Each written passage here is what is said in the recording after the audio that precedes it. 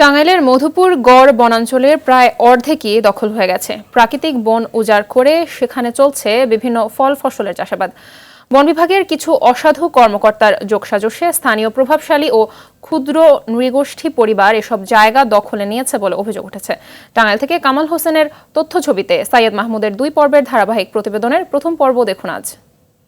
নগদে 500 টাকা বা তার বেশি পেমেন্টে পেতে পারেন ঢাকায় জমিসহ 20 কোটি টাকার পুরস্কার। টাঙ্গাইলের মধুপুর গড়ের ডাঙ্গালিয়া এলাকা। বনের শুরুর দিকে সারি সারি শাল আর গজারি চোখে পড়বে। নদী, চর, খালবিল, গজারির বন, টাঙ্গাইল সারি তার গর্বের ধন। ঠিক এই প্রবাদের মতোই সব ঠিকঠাক মনে হবে।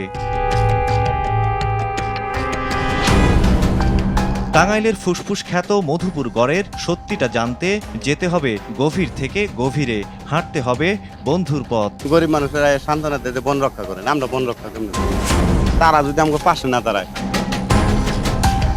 গভীর অরণ্যে গাছ কেটে চলছে লেবু, কলা ও আনারস সহ নানা ফল ফসলের চাষাবাদ। আর এসব কারণে মধুপুর, ঘাটাইল, সখীপুর ও মির্জাপুরের 1,18,404 একরের সেই বন এখন অর্ধেকে নেমে এসেছে, এমন তথ্য খোদ বন বিভাগেরই।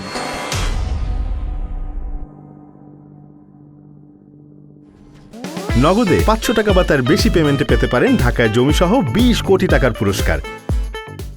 অভিযোগ রয়েছে স্থানীয় প্রভাবশালী রাজনৈতিক নেতা, ক্ষুদ্র নৃগোষ্ঠী ও বিভিন্ন উপজেলা থেকে বহিরাগতরা এসে বন উজাড় করছে। বাইতে যদি একটা গাছ কারণ গাছ কারণ নাকি একটা ঘর দিবেন নইলে সামান্য বিষয় পাকা করতো গোটে না 500-1000। বন বিভাগের তথ্য অনুযায়ী প্রায় 30,000 ব্যক্তি জবরদখল করে নিয়েছেন অন্তত 50,000 একর জায়গা। তবে স্থানীয় কয়েকজন জানান, এমন জবরদখলে বন বিভাগের অসাধু কর্মকর্তারাই জড়িত। কুয়াশার বানাইছে ঘাট ফরেস্টাররা টাকা পয়সা খাইয়া সবকিছু ওরাই নুটে খায়। আমরা তো ভয়ে কিছু কবারই ভাই না। বাইরে তো আর কেউ কিছু করে না, পাহারাদারেরই করে। এখন তো গাছ ফরেস্টার নাই, এগোরাতেই সব দায়িত্ব। এদিকে এ ধরনের অভিযোগ অস্বীকার করেছেন মধুপুর রেঞ্জের কর্মকর্তা মোস্তাফিজুর রহমান। এসব নিয়ে ক্যামেরার সামনে কোনো মন্তব্য করতে রাজি হননি তিনি। এখন আমার মিটিং দিতে একটা মিনিট সব বেশি সময় লাগবে না তো, আপনি তো 2-5 মিনিট পরে গাড়িটা আসতো। 5 মিনিট পর 3টে মিটিং জাস্ট।